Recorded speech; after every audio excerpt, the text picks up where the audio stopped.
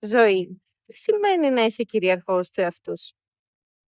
Η κυριαρχία ή αλλιώς mastery δεν είναι ενδεχομένως αυτό που νομίζεις.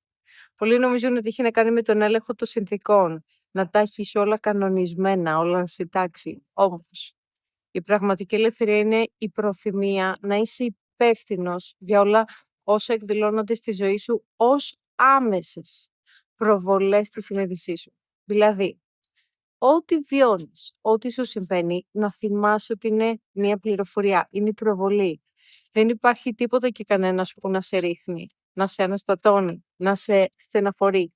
Εσύ είσαι αυτός που επιτρέπεις στο συναισθηματικό σου σώμα να ακολουθεί τις παρερμηνίες του νου σου.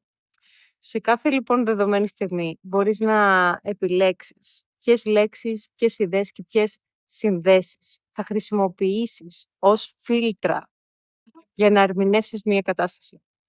Αυτή είναι ελευθερία και αυτό είναι mastery.